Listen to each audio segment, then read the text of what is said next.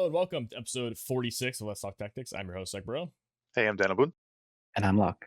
We're finally going to talk about Final Fantasy VII Remake collaboration units, items, and everything to do with it. Fishing cards, all of it. So I think we're just going to dive right in because there's a lot to talk about. And we will not be talking about Glaciella, the Japanese fan unit this week, or the other EXs. That'll be next week. Because, again, we're a little bit behind. But I think it's a lot of good conversation to come. So, Cloud, we're gonna jump right in. Daniel, you're gonna be Cloud's representative for today. So, or I'm sorry, Locke. Locke is gonna. All right, fuck me, I already messed it up. All right, Locke, you're gonna be Cloud's representative today. All right. Do you have the page up? Are you able to look, or do you want me to do the run through? Do you talk about it, or how do you want to do it? No, I can I can actually get the page up now. I have another phone, so I can do that. Okay, you have one task before you go into him, though. You have to say his Okay. TMR name 5 times fast. No, you don't actually have to. It's extremely difficult. But Soldier shoulder guard. Dang, okay, I see. yeah, exactly.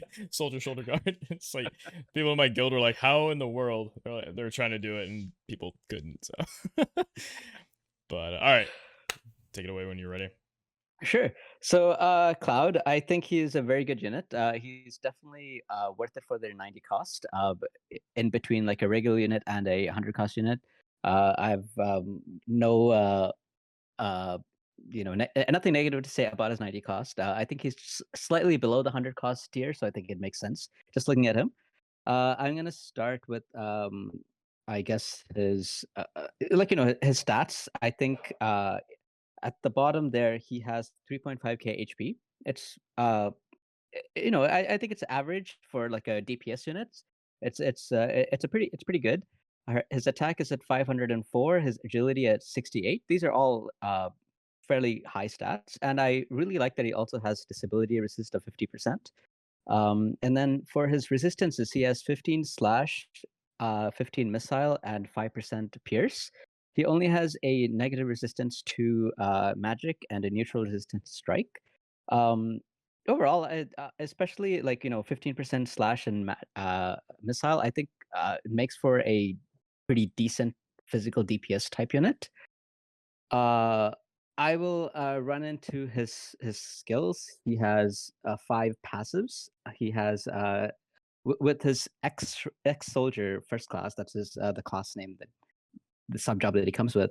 He has 1 passive which has an insane amount of defense penetration of 60. I think that's insane. Like I can't ever see a place where I will not take that skill, because unless you're playing like story and the story mobs don't have any defense. But otherwise 60% defense penetration is insane.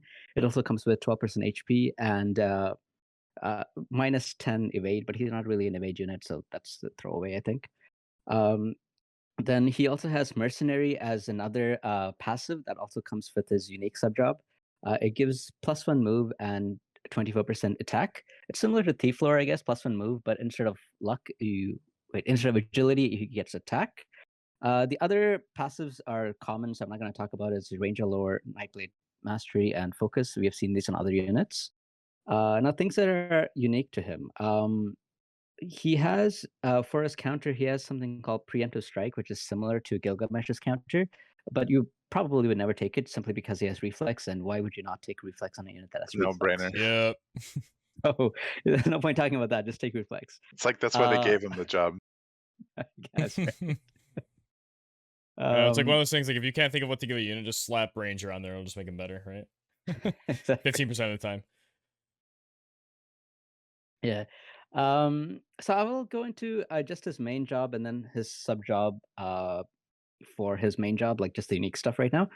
So his main job, first skill is Braver, which gives you 25% slash resistance. I think it's great because not only is this good for like manual PvP and PvP, but it's also good for chain stuff with raids and the trials and stuff like that. So like anything you do, like slash resist down or thunder down or something down is always great for PvE. So I try to keep a lookout for that. It's also good in PvP as well. And then Punisher mode is a new skill that nobody else has. It increases critical rate and AoE resistance. So critical rate of 20 and AoE resist of 25, and then again decrease evade by 20. But that's a bit of a throwaway stat. But I like the AoE resistance. He also has that on his mastery as well. I think he has 10. Let me just double check that right now. 15. Wait, sorry, no, 10. He has 10 AoE resistance on his mastery. So with this, it'll be 35. I'm jumping a little bit, but his card also gives you another 10% AoE resist, and then you can put the Brigade, I think it's called, for an additional 10. So you can have like very high AoE resist, and this kind of lets you survive sometimes against the notorious Black Rose Helena because she's everywhere, especially in notorious PvP. BRH. Yeah, I think we calculated he approaches King Mont's level of area resistance. I think he's missing 5. Like King Mont tops him by 5, but 5%. They're still way up there. Yeah, and I think it gives him a very unique kind of survivability. I mean, you can put him next to a tank, and if they use any AoE skills, especially on like what's it called, auto battles, if they use AoE skills, he's not getting hit for much. So that's one way of making him survive in auto, and also useful for manual as well, because they have to target him, or you have to target, say, King Mont or something, and King Mont is going to berserk you, so you have to make the decision, and you can't really kill him with an AoE. So I think it's an interesting way of increasing its availability. His other buff is Soldier's Honor, which gives attack of 40%, and then it restores 10 AP whenever him or his allies perform a critical hit. Which is, I think it's a little bit like if I was going in order of buffing, I would choose to go Punisher mode first to increase its availability, and then I would go for Soldier's Honor. But I think it has uses in things like Raid again, where you want everyone to have higher AP and take down a boss or something like that. Still a very unique kind of buff. No one else has it. And then he has Triple Slash, which once upgraded gives you a guaranteed hit. It is an AoE with a range of 4 and range height 1, AoE height 1. It only has a 121 mod, but has a critical chance. So basically, guaranteed crit. So he has some crit modifiers. Which actually does he? I guess he doesn't. Let me just check his mastery real quick to see if he has. Because I always find that his he has crit critical damage there. He does. Okay, he does. It's only 5 though. But I find that whenever he does critical damage, it does like way more than I expected it to. So I'm not sure where else he's getting it from. Probably like the Espers or something, or maybe probably the Esper. But yeah, so that's a low modifier, but it is guaranteed crit, so you get plus 25 from that crit, and then whatever else additional modifier he has from crit damage. Card also gives crit damage. It looks like. Which one? Oh, his card. Oh, okay. Yeah, that's where it is. Yeah. And then he has 2 more skills. One of them is Cross/Plus, which gives you a 25% chance to inflict paralyze. It has a very high modifier at 240%, but it is a single target attack with range height of 1 and range of 3. And then finally, he has Mega Slash, which is like an AoE 2 centered around him, and has a modifier of 170%, similar to Heavenly Blade from Venera's Assassin main job skill. And it has an additional crit chance of 35%. I personally don't find this skill to be as useful as some of the others, so I would, if I'm like short on Visio or something, I would just leave him at 115 and slowly work my way up to 120. That's how I feel personally about it. And then his soldier sub jobs has 2 skills: Infinity's End and Blade Burst. So Infinity's End has a chance of inflicting stun, and it has a 165% modifier. It's a range 3, range height 1 skill, and Blade Burst has a 25% chance to inflict blind. And it's like a horizontal shot kind of AoE. It's like a pyramid, reverse pyramid kind of. Shotgun blast. Shotgun blast. That's what it is. The better way of describing it. Blast him.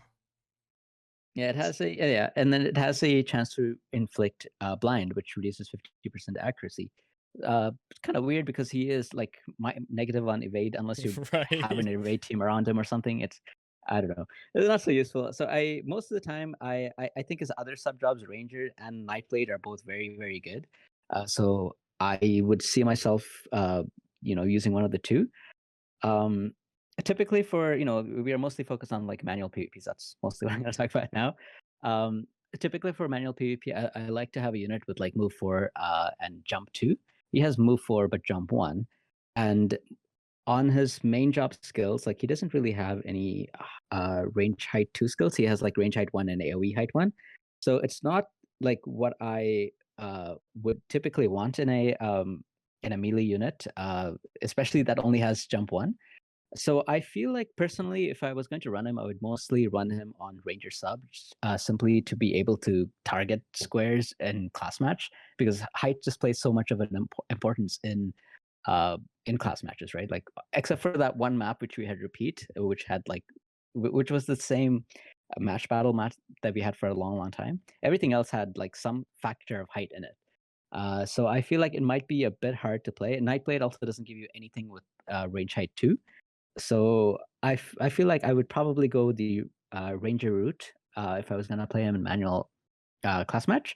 And if I was going to do that, I would probably go with the X Soldier first class passive with the Ranger lore. But if I was for some reason really determined to play him as Nightblade sub, then I would not use Ranger lore. I would go for Mercenary, because then I would have the move 4. I think because if he is having the Ranger sub job, then I think having him as move 3 might be okay, because he has extra range instead of an extra move. So I think that might be okay. So that's how I'm thinking of playing him. Finally, his limit burst. It breaks physical barriers first, and then does 200% damage, and also decreases critical evasion. So you are very likely to land a crit with this, and he has a lot of crit damage up passives, and crit damage of mastery and stuff on his card, and hopefully Esper. So that'll probably deal a ton of damage. That's really all I have to say about him. Just giving out the information. Is there anything you want to add about the unit, or do you guys agree or disagree?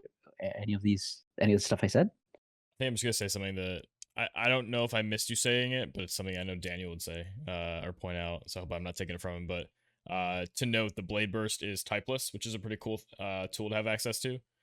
Kind of like the Ninja Ton skills, like Raiton, Doton, whatever. And the fact that it's AoE typeless is interesting, because I can't think of an example off the top of my head that is like that on anybody else. So if there's ever like a weird PvE situation where they're super resistant to like slash or something, he could still be useful there. Or if like Whisper somehow becomes like super high meta and it always has her slash resist high, I mean, you have Blade Burst to fall back on, or Ranger if she doesn't have missile as well. Also, I just imagine this horror of having soldiers on or on, and then he just sharpshoots you for 9 AP all the time, keeps critting you and just getting his AP back. You're like, oh my goodness. Seems terrifying. Oh.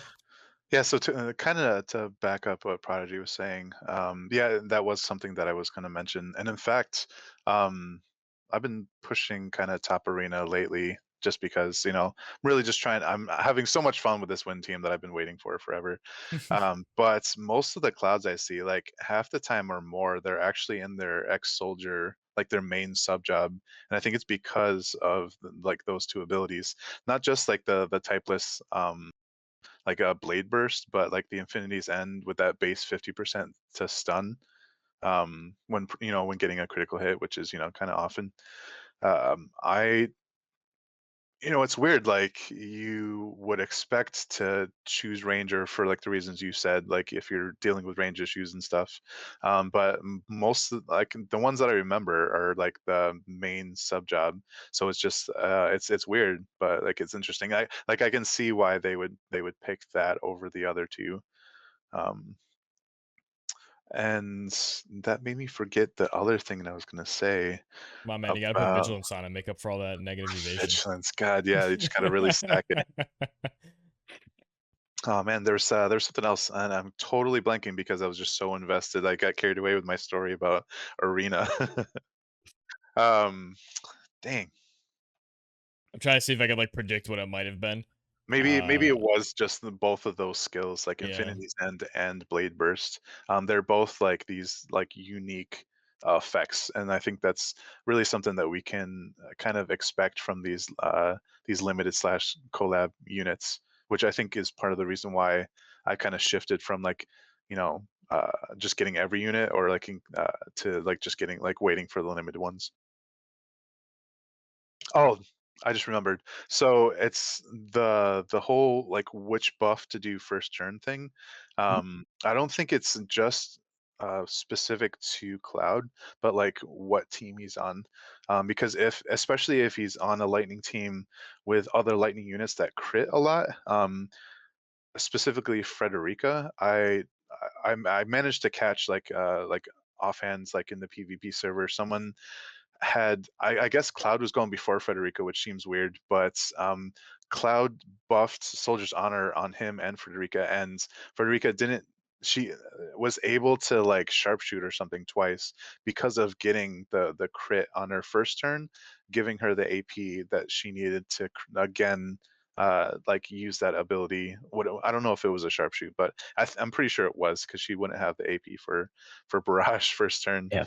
But so that's kind of a strategy. Like instead of like if you're going like a hyper like double quicken or something, well, not double quicken because you know Cloud and Frederica, but if you like set up a scenario where it's like Cloud buffs Frederica, Frederica goes and she gets quickened again, you can really kind of push out that damage. Blue? Yeah, exactly. Mono So lightning. yeah, that's what I was going for. But you can like I can see how you can really push out like the like 2 turns worth of damage because of just the single buff from Cloud. So it basically lowers the AP cost by 10 as long as you get a crit. Essentially, So, you have to have it up front, but but yeah, it's like a rebate. Yeah. and increasing Mhm. attack by 40% at the same time. So Which is it's no very small thing these days with the high yeah. base attacks. And the fact that it's 34 TP, like it gives you 17 AP right there. So yeah, just a really solid all around character, and the fact that his Buster Sword has like the lightning like lightning attack Yeah. plus 30, just increasing all of his damage modifiers. Yeah, he's super scary, and there's no wonder why we see him all the time, just like JP did. Yeah, speaking of Buster Yeah. Sword, you want to go into that? We can't. Let me talk about the arena that I've been doing with like the lightning team because I set it up very differently. I've set up that Frederica goes first, and I've tried to make her like have less range and like in the previous map, give her the +1 move, +1 jump to get her in range of Cloud, who was in the middle. And so the idea was that she would run towards Cloud and use aimed fire, and then Cloud would use revitalize, and then now he can shoot like really pumped up barrages because I had his card on him, and I had Frederica's Dream on Frederica, and he gets that +35 missile attack from Frederica, and then he gets +50% and whatever else stats his card gives him, and he gets +38 missile attack from aimed fire. He has like really high attack already, like much higher than Frederica. So his All right, barrage it's is gonna insane. yeah, insane. That's yeah. So that's the way I set it up. So it's interesting that like and I agree. I've seen more often like when Frederica and Cloud are on the same team in arena. I've seen Kiza's bells on Frederica more often, and I've always seen Cloud using Soldier's Honor first most of the time. So it's really interesting that people set it up that way, but I found it more effective this way. But anyway, I um, find it more effective to avoid those teams when possible. Mr. Windy Vade. yeah. Yeah, we could go to the Buster Sword, I guess, but there isn't too much to say. I mean, go Assault and has +30 at lightning and slash. It's always good on Cloud because even if he does missile attacks, he gets a +30 modifier. Yep. For slash attacks, he gets +45. Yeah, who else is a two-handed sword user who also has Ranger subjob? Shit, so. Oh yeah, yeah. Be interesting to He's see like Frederica walk in the middle of like Shitzel and Cloud and aim fire buff them and just have this random ass like triple missile team going with these two guys with Buster Swords running in. Yeah, I think I mean, yeah, there's not a whole lot to say besides like you said, Assault version is, I mean, I can't imagine going either of the other two. Oh, we have Vital 60 HP instead of 36. Yeah, Very fuck yeah, get nice. that out of here. Uh now I can understand people making two if they like Shitzel, but I imagine that you could probably get away with just doing one if you really wanted to. I know some people just farm it a lot anyway. Good place to get those abominable wings, though. Yeah, I don't have too many thoughts. Anything else? More just like a comment on shits out. Like I was all about using him as an MR, back when we were building our MR teams and stuff, but um I just couldn't really make him work. Maybe I should try to like dust him off and see how he performs with like these new lightning units. Maybe it's the new hotness or something, I but mean, the yeah, he VCs and the was weapon, right? Like those are two big tools that he has yeah, access to now. big upgrades. I think maybe I was just waiting on his X, so Oh, is he not yeah, maybe I EX'd? should He is EX'd. revisit that. I think it was a recent thing, but Was it? Oh, okay. so I would like to cover shits out at one point. Maybe I should take a look at him because yeah, he was like after like Vistral and maybe like one or two others. I was like, man, I'm gonna try to make shits out work, and I just got owned. He's got Doom, man. I mean, how can you say no to him having Doom? And it's Oh even called well, Doom Scythe. for me, it was more about having like a tanky ranged basically like Cloud. Like he was Cloud before Cloud was Cloud. But he he has reflex, but he, for some reason, he just couldn't cut it. So it's cool to see Cloud being able to. Obviously he's a UR and a collab unit stuff. Well, at least he has a Buster Sword now to help him to Yeah. cut it. Really bad pun. Anyway, moving on to Scorpion Sentinel. We basically said most of this already, but yeah, if you want to run down through that.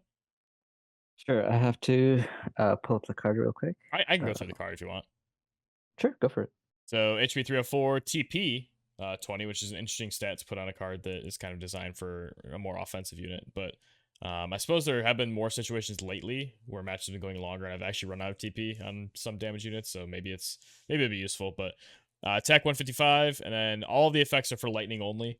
On Bestow, there's increased AoE resist by 10 total, critical damage by 5, which is small amount, but apparently it adds up. I mean, based on Locke's observations.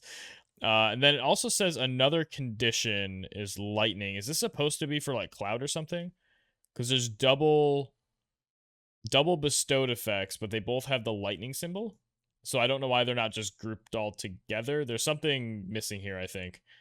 In the game, it's the same as well. It has like lightning, and then it has 4 conditions after that. Interesting. That's where So it I wonder shows if up in like the the way game, this yeah. is formatted, they can only do 2 per on War of the Visions calc. I don't know. Anyway, for lightning units still, slash attack up by 10 and water resist by 10. So it's got a spattering of like 4 different like smaller effects on the bestow. But the party effects, 50% attack is no joke. Being able to put this on a lightning team with Frederica now instead of like Ifrit seems insane. And then increased critical rate by 13. It's just a nice bonus on top, especially given the fact that the 2 probably most popular lightning PvP units, besides like Nivlu, now would be Cloud and Frederica. So, and they're both going to be crit monsters. So, then the max party effect is slash resist 20, which is always a good thing to have on a team. I think it's, even if you're not built for being super defensive, it's always nice to have that extra slash resist to maybe live a thing you might not have lived previously. Card's very good overall. It's been a while since I've seen a vision card with an effect though, like an ability. Not that I think this would be it, but just kind of an observation. I'm looking at like cost 70 and no ability. And it's also strange that we didn't get like a global sort of Cloud specialty, like Cloud gets a bonus for equipping. I guess 4 effects is a lot though, so I don't know. Let me just take a look at the Japanese. So the Japanese version doesn't have the last 2 effects. I think it was supposed to be Cloud, and for some reason they just made it lightning. So the Japanese bestowed effect is only the AoE resist and the critical damage up only. Interesting. That's Yeah, just coming from the fan meetup thing, there was a comment that Hiroki made. I think that it was basically like the entire reason why we get like the global upgrades that JP doesn't is because like they use JP as like kind of like seeing what works, what doesn't work, and then they're like, all right, so now that we have this perspective, we can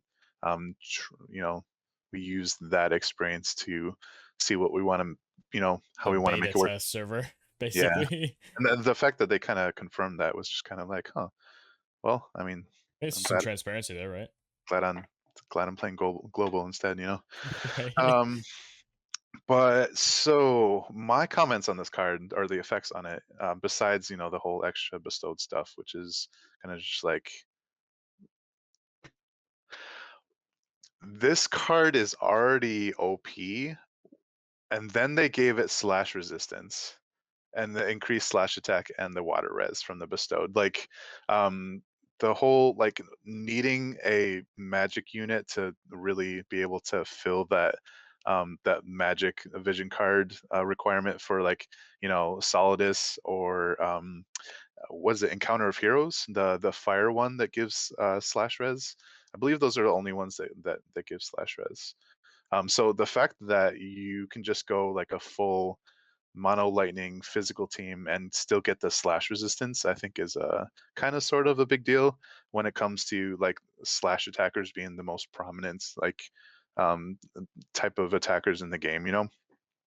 So giving them more survivability while also just giving them just this crazy offense of attack and crit and then the bestowed stuff, I think is just a little over the top.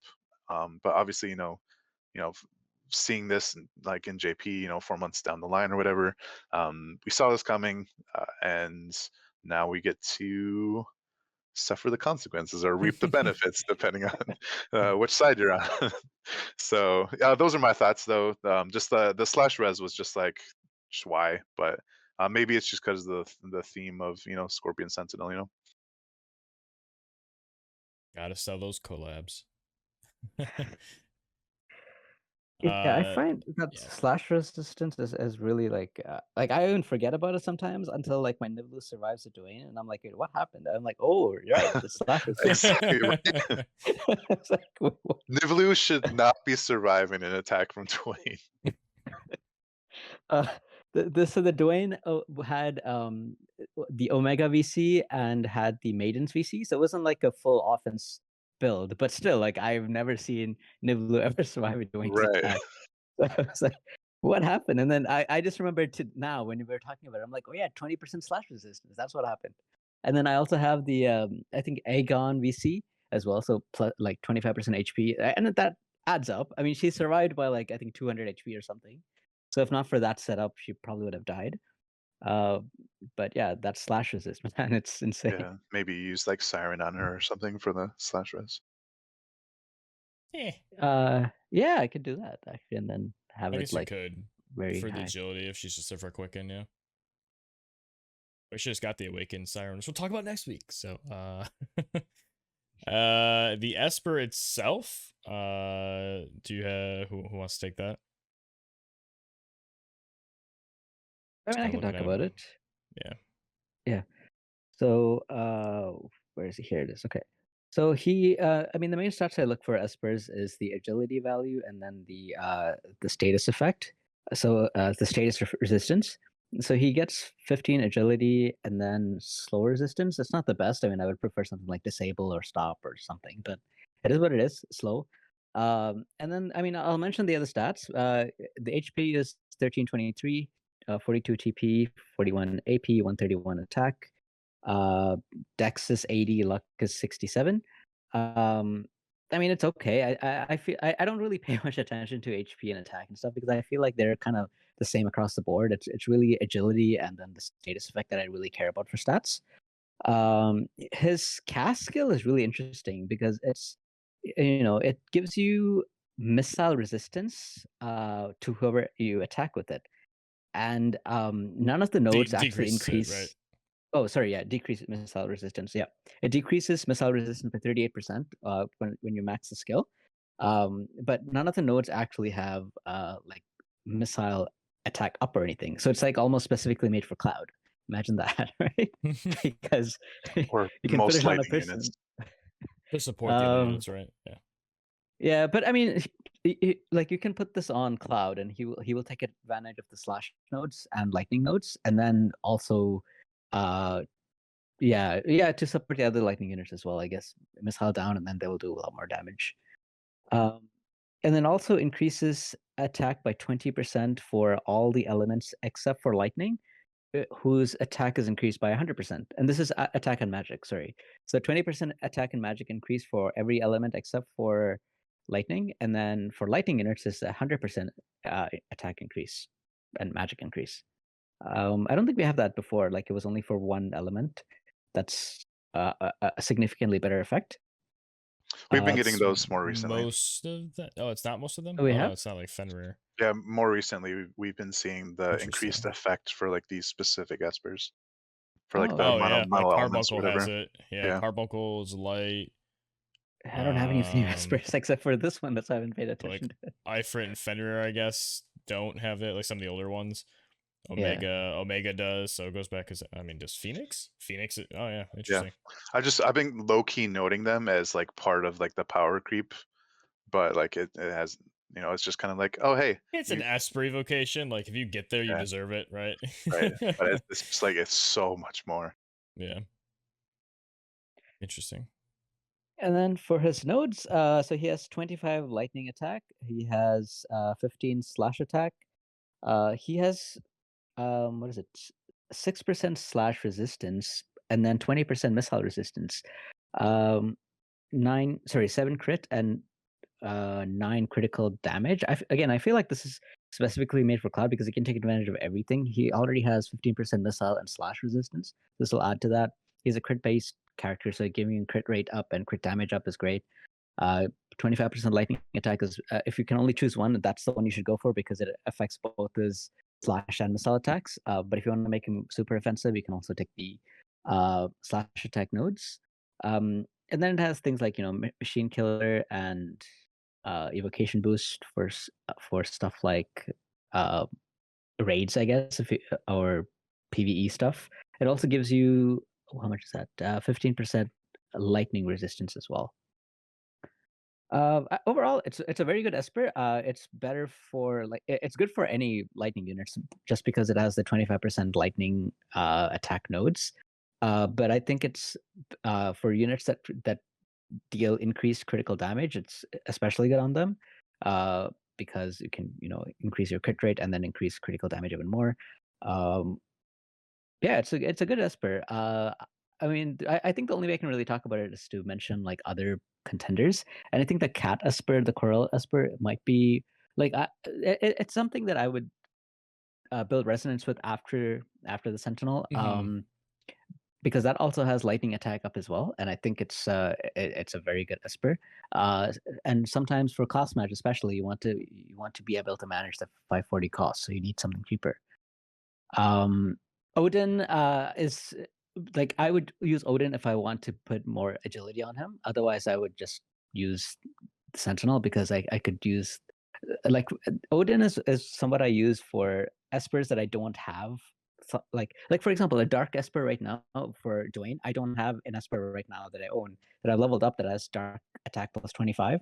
So I give him Odin because he can take advantage of the man eater. Right. While Cloud gets this one that has lightning attack. The last Esper that I think is really really good on him is actually Fenrir because Fenrir has I think 30 slash attack. So it doesn't have an elemental attack. It just has slash. Like it doesn't have ice attack or anything. So it has 30 slash, and then it gives you I think 15 magic resistance, which is good because Cloud starts off as negative magic resistance. So obviously, this is not a good Esper if you're going to build him as Ranger sub. It's good if you're going to make him go, either his own sub or Nightblade sub to take advantage of the slash attack. But I think those are like the 4 main Espers that I would put on him. Yeah, you guys have anything to add to that, or Just any, one maybe an thing, Esper I missed? real Yeah. quick, which is just his TMR. HP 477, defense and spirit both 8, critical avoid 10. Looks like it's equipable. It's like an armor, like heavy armor. So all those normal classes, they can wear that. Skill, Knight on the Town. Has one cast with 24 TP cost. Decreases AP consumption by 25 for 3 turns. Not bad. It is quite a bit of HP for a TMR, but nothing like too insane. I think maybe specific sort of like PvE stuff, like we say a lot of the time, but I can't see this being one of my top choices for a PvP manual PvP. Well, PvP based TMR. I agree. Yeah, unless you're trying to stack the unit res, Sure. Wait, unit res. Did I say unit res? Yes. Yes, you did. But yeah, Daniel, you had something you were saying. So yeah. So you kind of skipped ahead when we were still talking about Scorpion, the Esper. I just really wanted to focus on the fact that like the missile resistance is kind of insane for a lightning team. Like you can pretty much stick Scorpion Sentinel, the Mhm. Esper, on like any lightning units if you're running a mono lightning team, and just really be able to expect to take a few hits as long as you're facing missile teams. It's not just the 20 missile resistance from the Esper itself, but you're probably going to be running Frederica's Dream, which gives 20 to lightning, 20 missile res to lightning units. So that's another, so that's 40 so far. And then if you're running either 9S or Cloud, they have the Nightblade like double resist for another 25. So that's like potentially 65% buffed missile resistance, and that's going to help anybody, even Skull, who has like -10 to start with. Like if you have the chance to like get these like stack these buffs, like even somebody like Skull can still end up with like 55% missile res. And you know, obviously maybe, you know, if you're facing even somebody like Federico with her missile res pen, um it's still it's still a percentage of the total res. So like yeah, the higher it goes, the more benefit that is, but there's still some missile resistance there. So like yeah, so even using it on Skull or like any of the other like physical you know, which is most of the other lightning units, it's just it's insane. And it's just so like generally you don't see mirror teams really fighting against each other like with their own like ready to fight each other, you know. Generally, like even with like evade teams, they're kind of their luck and their decks kind of like they don't really cancel each other out, but you can kind of expect similar like hit rates or whatever. um but just the fact that it's like lightning missile versus lightning missile resistance is just like the fight's gonna probably be prolonged more than it would be like with other like mono element teams. So yeah, just a really kind of interesting dynamic there with the missile res and like the lightning attack up and stuff. Sorry, that was kind of a ramble. Oh, you good? We good to move to Tifa? Hey, speaking of rambles, so I know like we got to try to keep this as short as possible because you know plans and you know, like early rides tomorrow, whatever. So, I mean, whatever. um, We gotta do the podcast. So yeah, don't remind me. but yeah, Tifa's awesome. So I'm gonna start with her TMR because it kind of gets used a lot with her. So for anyone who doesn't have her built yet, Tifa's elbow guard, it gives, you know, a decent amount of HP, and but it also it's one of those rare TMRs that gives attack and or magic, not and magic, but so this one gives 37 attack. That's pretty cool. Defense 9, crit rate 12. So pretty much almost all of the stats on this TMR like help like a physical like attacker like Tifa, and that's even before the actual TMR skill. It's called concentration, increasing attack by up to 40%, in like a burst range. You know, like the two squares on any direction, as well as increasing strike attack by 30 for wind allies. And both of those buffs are for 3 turns. Just she could not have asked for a better TMR. And I think that's part of the reason why she's so like not just popular but like effective as a win striker, is because of like it's almost necessary to use her TMR, or almost like a no-brainer, especially if you can like grab crystals so you don't run out of AP, or you know maybe you have Aerith on your team and she can just like keep casting refocus or whatever, and so you don't have to worry about like running out of AP soon. As long as AP isn't as much of a factor, like this is the TMR to use for her basically. Um, Jumping from that straight to her mastery ability, again the HP and the wind attack, like we've seen in you know the last half a year or whatever, or even longer. Has it been almost like a year since we first started seeing like the element buffs? So Approaching, yeah. So like Yeah. it's cool to see that she gets that. Just like the other ones, the other like collab units. She gets defense pen 15, also really helpful. You can pretty much never go wrong with defense pen or like a attack resistance penetration. Um, the fact that she gets like an extra defense of 5 for herself from her mastery ability, that's kind of weird, but it's also kind of nice because generally you see her used as an evade unit, but she can also kind of stack like her paladin sub job and like holy knight's protection as a passive, and like really actually be able to get to a decent defense total. So it's cool. It's not just that they're focusing on her being like a good like a heavy striker, but given that kind of like defensive bonus in there is kind of nice too. I really like her stats. It's not just that her base agility is 61, which is any base agility from 60 to 70 in that range, like they're gonna have like over 100 without really needing to break a sweat. Like once all the buffs and aspers and vision cards and stuff. Like if you're focused on or if you're paying attention to agility at all, you're probably going to find a unit that's like over 100 or around that range. The fact that she has her ninja sub with the Shadowrunner passive with that extra like 7 agility, I believe, with from the 12% or whatever. Yeah, so she's a really speedy unit.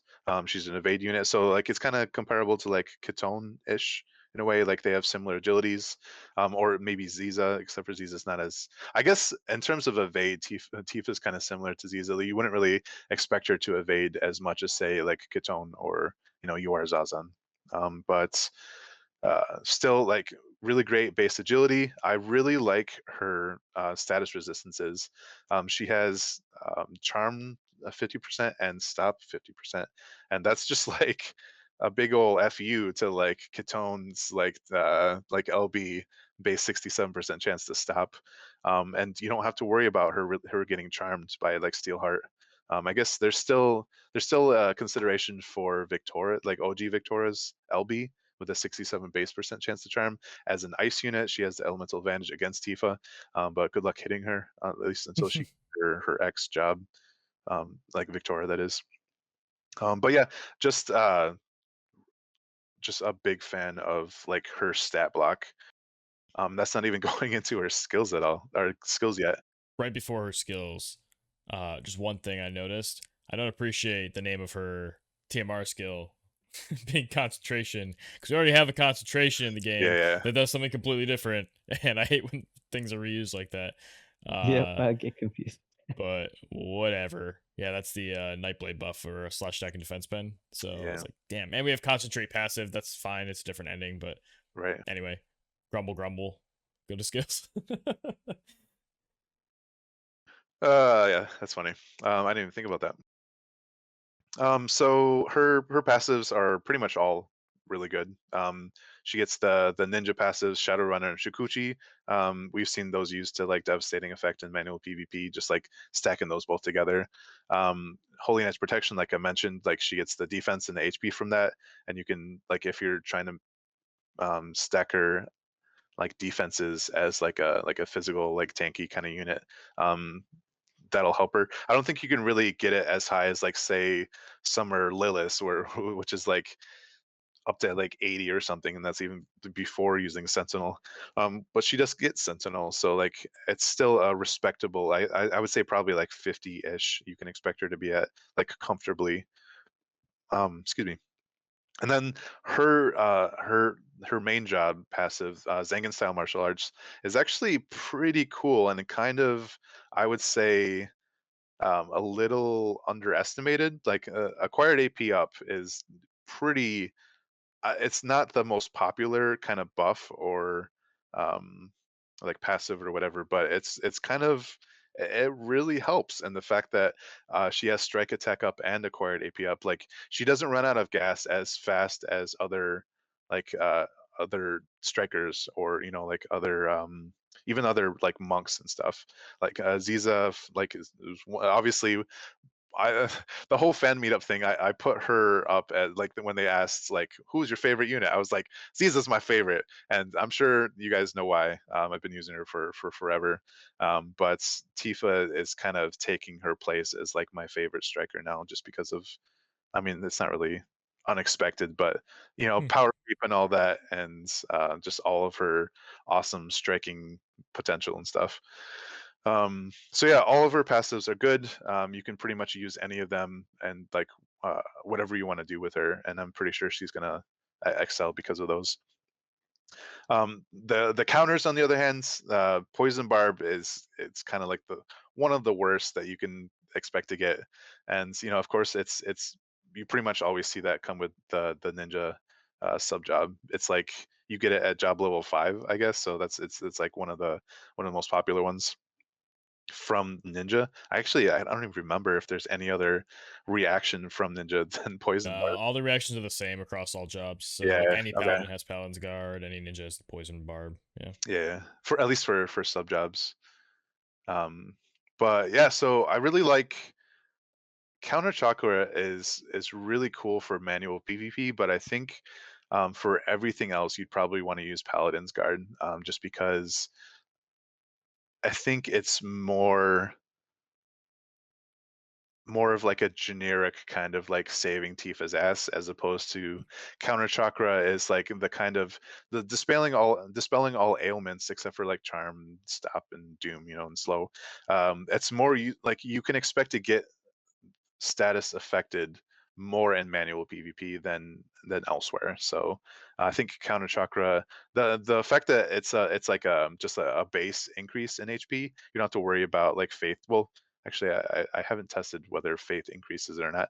I assumed it was like breathing technique, but she gets like 15% from like it procking, so it's a decent amount. I've seen it like, I think it heals for like 1,000 or so. So the counter could be higher. I would have liked it to be like 30%, but 20% is the normal. Can't really complain. But yeah, I think Paladin's Guard is gonna be more effective overall in terms of keeping her alive in most situations. So I want to see the big brain, like someone has a stun Tifa and they like staff bash their own Tifa as like the only way they could to possibly win it, and react, it just yeah, react, clears the stun, then she takes a turn and kills him. big brain relying on RNG. Hey, reflex. So true.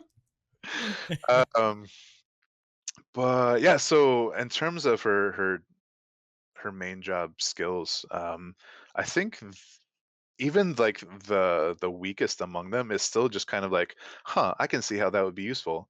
And that's True Strike is like it's one of the, you know, you start at level 1, you get 2 skills, right? True Strike is the first one of that, but it is 10 AP for a 131 modifier. It's not even like the most, like the minimal like damage you can do. So with all of her buffs and everything, like True Strike can still do a lot of damage for 10 AP, and I think it's kind of similar to your Zazan's like Ruinous Lash, even though that gets upgraded with his X job, right? Can't remember. Unsure. Which was a big buff to him, in my opinion, if I'm remembering correctly. But yeah, still a 10 AP attack that might get up to like, I don't know, 200% damage modifier after everything, or even higher actually. Still nothing to Yes, sneeze Ruinous at. Lash is an upgrade from Blade Lash. Gotcha. Yeah. But her other like starting skill, Unbridled Strength, that gets upgraded to Unparalleled Strength, and it gives her defense pen 50 for 3 turns, and it upgrades her normal attack, Omni Strike. So those are like either you're normal attacking when you're out of AP, or you're using Omni Strike to break physical barriers, and it's got like a 250 modifier on Omni Strike. But I don't remember. I don't think anything else changes. It's just the damage increase on Omni Strike, from the Unparalleled Strength. But defense pen 50 on top of like her mastery, is wasn't her mastery like 25, or was it It's 15? 15. It's Yeah, 15. 15. So that still adds up to like 65% defense penetration. So it's right up there with Cloud. Cloud gets like 70 with like the 10 from something. But yeah, so just really high defense penetration in both Tifa and Cloud, if I remember correctly. Um, there is really kind of one big thing I want to note on most of her skills, but we haven't really finished most of like her main job skills. So overpower, I think, is one of her like most signature main job skills, because it's like it moves her to the target panel and then does damage. But not only that, it's like the range is like 3, is it 4? So it's basically range 4, and then the area, like instead of like a cross AoE, it gets upgraded to like the box AoE. But the fact that it also Well, it is decreases, 4. It's 4 plus the box. yeah, and then the fact that it also decreases accuracy by up to 25 for 3 turns is just like a win more skill. Kind of like how Cloud and like Dwayne, like they have those um, slash decreasing skills. This is basically, it helps them. Wait, is it slash resist down? Anyways, so being able to use overpower plus, or just overpower to decrease the accuracy of your targets so that they hit you less, is just amazing, and I think really fits her as a unit. Um, we don't really see many evade units able to even decrease accuracy even further of their opponents. So that's pretty cool. Star Shower, the whole 4 hits like ability. It's like a middle damage. It's a 170 modifier, but my only complaint about this is that it's range 2. But at the same time, it's And a range height 4. 0. You got to be on Yeah, the yeah, same like exactly. surface. So that, and then her job 25 skill, whirling uppercut combo, 200 damage modifier, and it's a 2-hit attack. So um, these all basically do a lot of damage, but really it's the range, and especially like the range height, or like the area height, um, that is kind of one of Tifa's biggest challenges when you're using her on a team, especially if you're trying to use her as like a hyper carry, or like main carry or whatever. You really have to watch out for like the terrain and like the height differences, and like where how your opponent is positioned and stuff, because you might be excited to just like raffle stomp your opponent, or like one unit in particular, and you're totally ready to go for it, and then like you get your double quicken off, or what, or your single quicken, or keen blade or cheese blade or whatever, and then you find that because of the differences in terrain and the height levels, you can't really get her to succeed as well as you were thinking like in advance. So really something to watch out for. And for anyone like trying to become comfortable with Tifa, that's one of the first things that I would point out, is like you really have to watch out for the range heights and stuff.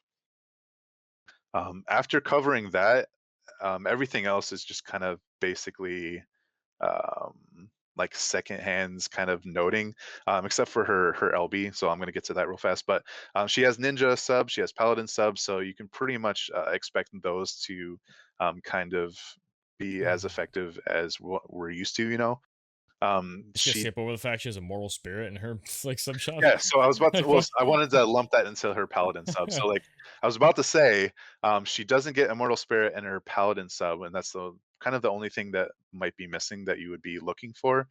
But she gets that in her main sub job, um, which is interesting, because even if, in my experience, even if you're using her as like a wind evade team, or just like an evade unit by herself, um, I've still seen a lot of Tifas with just like their main sub job on her instead of ninja, or instead of paladin or whatever, just because of her courage ability from her main sub job that isn't on paladin. Excuse me. So ninja is going to help. Like the Utsusemi from ninja is kind of like how it helps Katone back in the day. Like she wasn't really as great of an evade unit as um, maybe like another like thief with shadowcast for 3 turns, but like the 1 turn evade buff for 60, enough to get her to like get that gap closer in the way that like paladins have sentinel, was enough to make her like a really um scary like evade unit, so I think Tifa really needs like Uzusemi to succeed as an evade unit, and the fact that we're obviously used to Ninja having that, like you can only have 2 casts for Uzusemi, it's only for 1 turn, so but the fact that she can also use Decider of Fates to be able to have the accuracy to hit like enemy like evade units is also a big deal. And Poison Mist is really helpful because of her like struggling with height differences. Just being able to have that gap closer and um, get in a more advantageous position height wise is a really big deal. Paladin, not much to say there. Saintly Wall, Sentinel, you're good. It's good for like if you're on like a win slash team, I guess. If you're trying to stack like I don't know with like PVE like raids or something, if you're going for win slash, because there's a lot of slash like in the wind element. But other than that, she can't really use Saintly Healing. She's not a mage. She doesn't have the magic stat. Divine Grace, you might turn that on for like auto PvP or something. But last but not least, Somersault Combo, her amazing limit burst. So the weird thing about this, as amazing as it is, it's 200 mod maxed out. It's a 45% base chance to stun, but it stuns for 2 turns. So like you get it off, it's great. But it's not one of those 67% base chance LBs. So like the whole 45% number is kind of weird. I don't know where that came from, but it might be because it's the stun effect, which we don't really see stun resistance yet. I know it like I think it just recently started being viewable like on the status resistance screens. I can't remember if that's true. I was reading something in the notices like, and now we're adding stun to this, like so we can actually see what the stun resistance is, even though we don't really have stun resistance. Right. Glacial comes with it. That's why. Okay. The new Glacial. Gotcha. And they had to Okay. add Frostbite as well, so they must have just kind of slid it in Yeah, there yeah. with Frostbite. So yeah, stun super strong. I can see why they lowered the base chance, but more often than not, you're going to see the stun land, and the fact that it's for 2 turns and not just 1. I don't know if we've seen a stun with more than 1 turn because we're so used to like Blade Bash or whatever. Paralyze is the closest you come. It's Yeah, kind of but like a stun, that's but like it's 60 to not 80%. guaranteed. Yeah. So yeah, her limit burst is amazing, especially if you're on a win team and you're stacking like that element chain. Yeah, it does a whole bunch of damage, but again, the range is an issue. It's only range height 1, it's range of 3. So it's better. It's like it's not a melee attack, so that's the only way it could be worse. But so range of 3, range height of 1, you kind of have to get it within like mid range. So it's kind of more like you do a gap closer and then you kind of lead with the somersault combo and then go from there. But yeah, but overall I'm super happy to have my wind evade team. But I don't want to be too biased about her as a character. Do you guys have any thoughts before we move into her VC? I Nope. found that sorry. I found that overpower was very hard for me to use. I mean, I tried in like just like even PvE scenarios. It's really hard to target things that I thought would be targetable. Like I feel like it's like you need line of sight or something like that. But even when I have like line of sight and I am like, okay, if I move like there's space, there's like 2 units there. It's like maybe 2 spaces forward, 1 space to the left, and I'm trying to target that square and I can't. And I Yeah, don't know it's why. super weird. Yeah, it's so. I mean, I tried her out on like the Wind of 18 was the first one that I built, and I just found that she would like when units are approaching, she would use her LB, even if they have like a sliver of HP, and I was like, why? Why doesn't she just use overpower or something? Right. So it's yeah, I don't know. I feel the same thing. Like you said that her range has issues, and then I think like when I first looked at it, I was really excited because I was like, wow, she's gonna be so powerful, especially with overpower being able to be a good gap closer. But then because of the issues that it has, it sucks. I mean, that particular aspect, like her range issues, kind of suck because of overpower not working properly or something. Yeah, and I think I think that kind of leads me to my overall point about Tifa is that because she doesn't have like the level of evade that 2B has, and because ice element teams are so fucking strong right now, or they're gonna they're gonna become even stronger with like Glasswell's like agility VC and stuff. But you can expect her to get her ass kicked by like any ice units that has like any margin of accuracy, whether from like Odin or like the Odin VC, um, or even just like even like Gilgamesh using like the Lasalia sword, um, and maybe like a maybe an accuracy like ring or something. But generally, like she doesn't seem to have enough evade to avoid just like getting really like one shot or just taking like heavy damage from ice units. So I think the only one she can really expect to survive against is Chell, and she's an MR that doesn't really do damage. Maybe Agrius, because of like not getting stopped from her stop strike or whatever. But yeah, so watch out for ice teams, especially ones with Sweetheart Salir. As an energist, she's just gonna like annihilate Tifa. So I stay away from those with my arena like win teams. So I'm sure you guys do too. So yeah, let's jump into her vision card, which is a Tower a Promise, which I'm sure anyone who is a fan of Final Fantasy VII or the remake or whatever, they're gonna recognize that. It's like that iconic like scene. She's like sitting on the whatever the water tank or whatever. Um, you guys can check out the details like in game. It's about like Cloud. If he ever gets famous as a soldier, like make sure she comes to save her or whatever. But in terms of the stats, 312 HP, attack 142. It's kind of like on the higher side of like these hybrid attack magic vision cards, but it doesn't have magic. It actually has dex instead. So 142 attack, 40 dex, and then that +3 agility. Always nice to see agility on a vision card, just like Fenrir, for instance. So going to the bestowed effects, it gives any wind unit 20 attack and 5 evasion. It specifically gives Tifa 10 HP and 10 missile resistance, and I believe that's the global buff, right?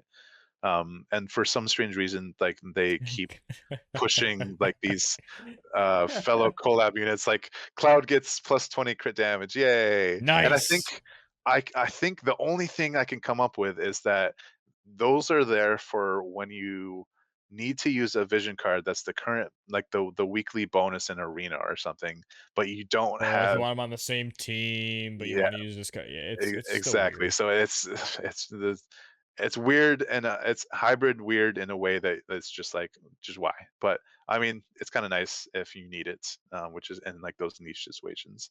Party effects, obviously, this is the first UR vision card strike attack, and the only way I would be more excited is if it wasn't limited to wind units, you guys.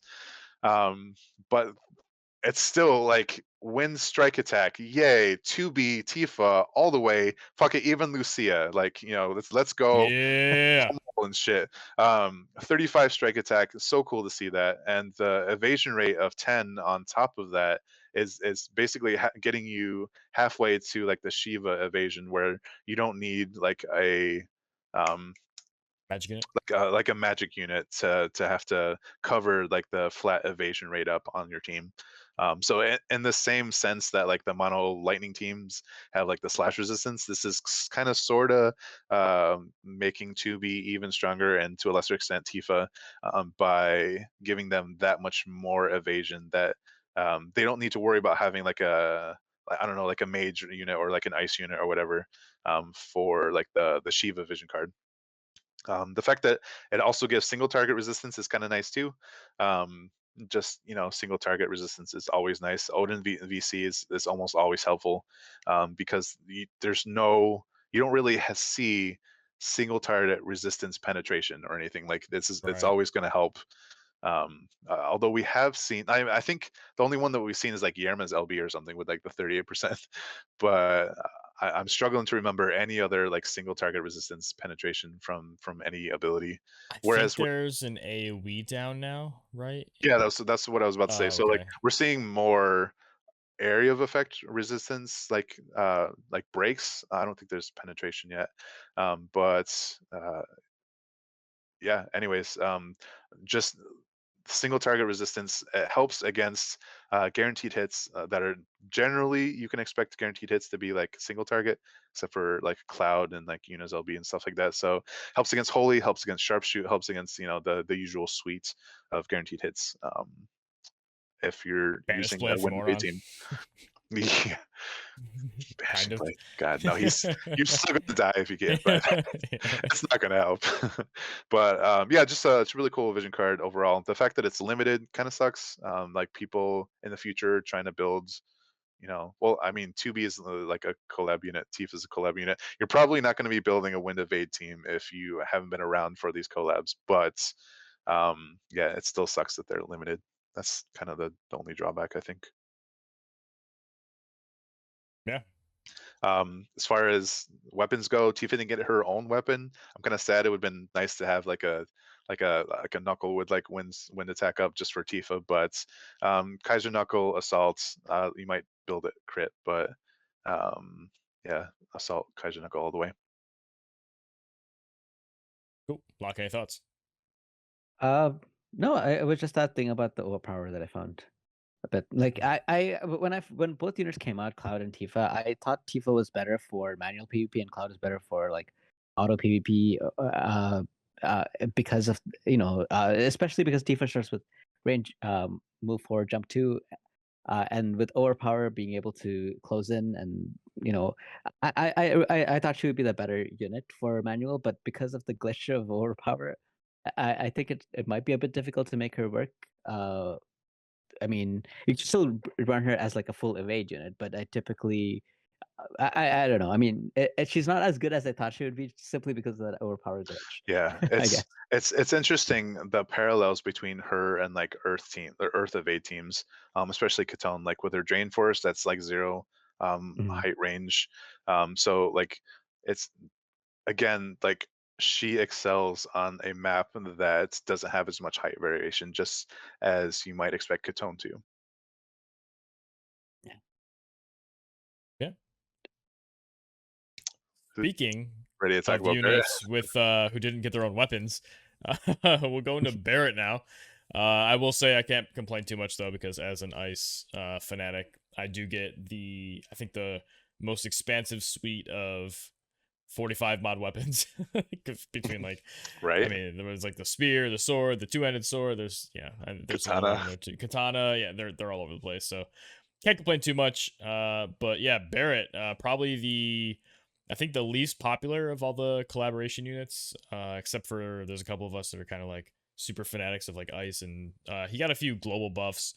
I'm not entirely sure, I don't have him like memorized what the buffs were, but we'll go through what he does have. He's Uh, another pugilist. I can't complain. True. So yeah, now if I use Velric, Barrett, and Oron, they can all be Right? pugilists together. for whatever reason, that's just like one of the things they get. Way better vision card. I am very disappointed though that he didn't get like his arm cannon or his like Gatling gun Yeah. rather as some kind of weapon or something, or his TMR wasn't like a really sweet weapon How kind did of deal. Cloud, Like it's how did Cloud get the shotgun burst and not Barrett? Yeah, well, we'll get there. So his TMR, 524 HP is a lot on a TMR. Then there's 10 defense, 10 critical avoid. It is armor, or it is cloth rather, but I mean, I could see some uses for it potentially, at least for the stats. However, I'm not super thrilled about the TMR skill. It's crit rate 30 and crit evasion 30 for 3 turns. 2 cast, 24 TP, but there's a lot of other things I think I'd put there first, effect wise. But the HP is kind of cool. Master ability wise, he gets 10% HP on top of his ice stuff and 15 defense pen. So a little trend forming here for all the Final Fantasy 7 units. Let's move into his stats. Looks like these are totals, obviously between board and everything. It's not just base, but he does a 3.8, basically 3.9k HP. 384 attack is a little low, but again, range units kind of usually get that short stick. Has 8 defense, which is respectable. I mean, it's nice to have defense. They don't have to have it. 57 agility is a little low compared to the other collab units, but again, actually, I guess I can't even say because he has range, because then we have like Frederica and Niblu who are like some of the fastest. But Base 52. it's base 52. Yeah, so he's real low. I mean, he's lower than like Medina. She used to be considered pretty fast, but now she's kind of like on the lower end. I don't know. I'll have to play around with it to see how much it affects it and see how poor it feels. But for now, I'm still excited to use him.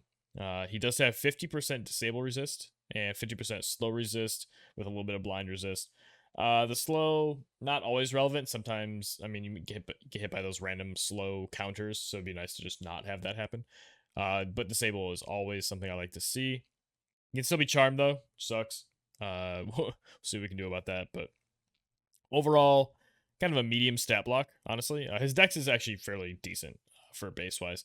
Resistances, he's got 15 slash, 10 missile. Again, this is the slash missile spread that we like to see. In terms of manual PvP, he's got neutral, pierce, and I believe neutral magic. Yeah, neutral magic, which is interesting. His only negative is a -5 on strike.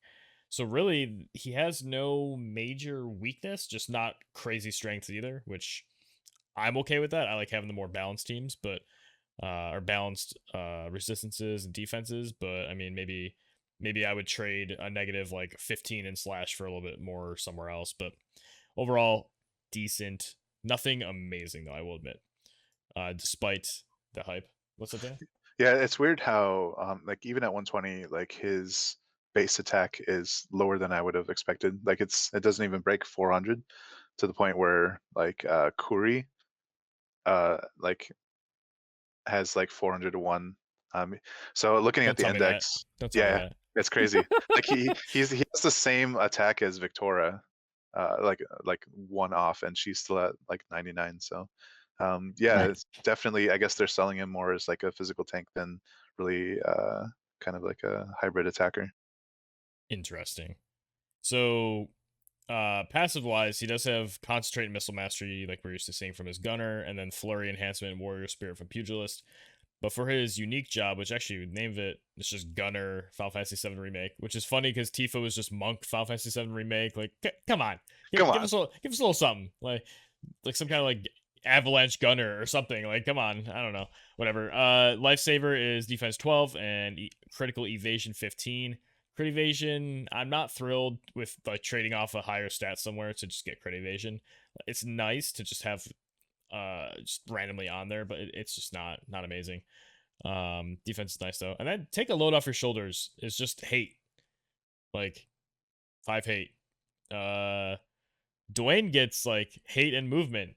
And I'm not sure if there's actually, I will say I don't think there's a lot of hate passives in the game, but the ones that do exist aren't just hate, as far as I'm aware. So Yeah, kind of shitty. I'm probably using concentrate for the 2 range, and I don't care about the evasion.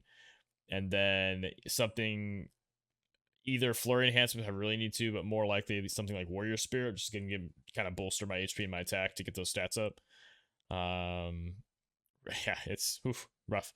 But then he does get enrage counter, which is kind of a alternate version with a little more limited in range of counter shot, which does same like 121 mod, but decreases agility by 20%, which is kind of cool, and it has a higher chance to to proc than counter shot.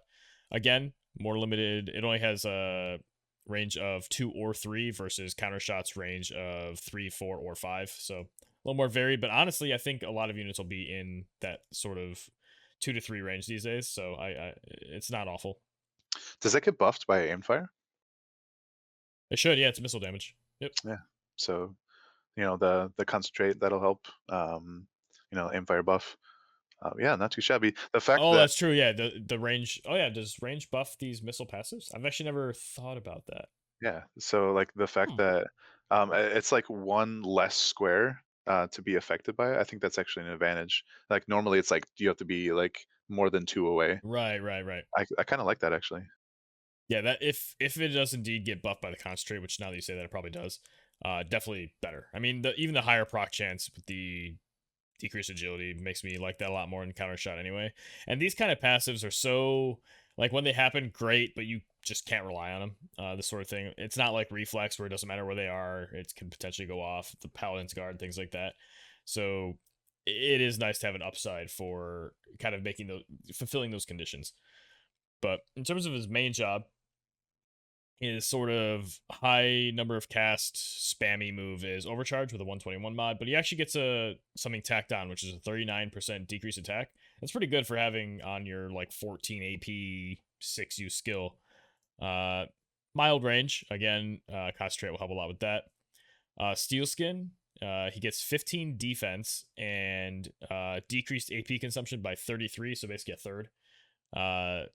That's an interesting one. Like you said, they are kind of marketing more as like a tank role, which is annoying because I think they can make him a really cool offensive unit.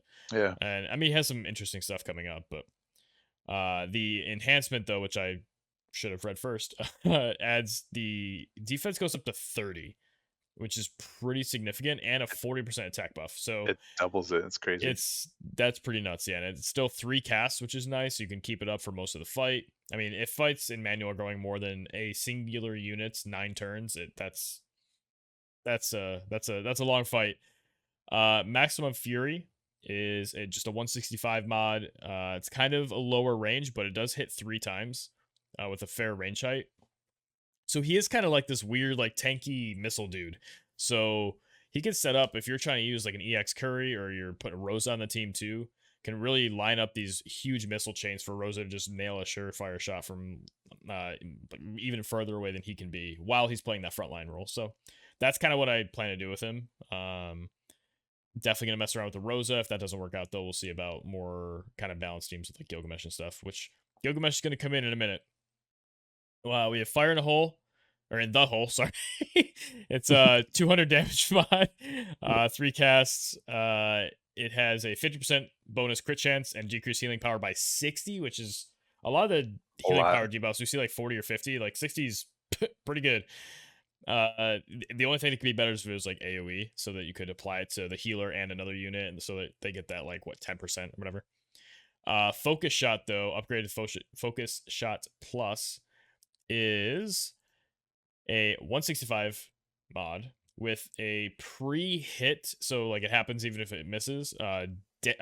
Defense break by 30, which is like above crush armor. I think isn't the assassin move 30 also? Yeah. So it's gonna have that sort of effectiveness, but from a range, right? So you can hit from 2, 3, or 4 spaces, and then you add concentrate on that. It's going up. And then also 25% chance to slow, which I don't see Barrett as being a like 97 faith unit, but it's one of those things like if it hits, it just kind of snowballs you towards that victory. Like the Petrify from Mustadio. Right. Listen, man, I've been hit by that too much.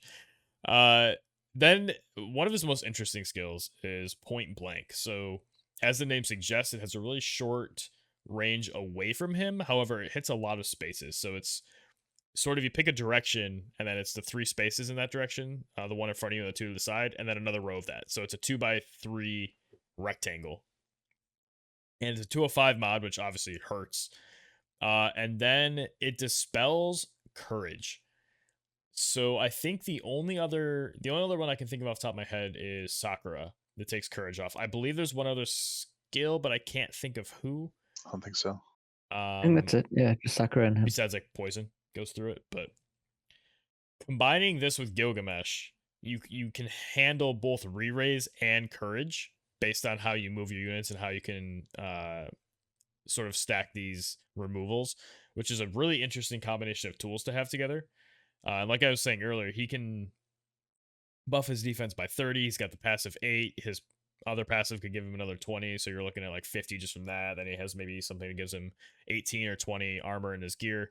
He's gonna be tanky frontliner to at least physical damage. So he can actually get in range to realistically use something like point blank while and he's using steel skin, like I said, to approach with that buff. Pretty interesting.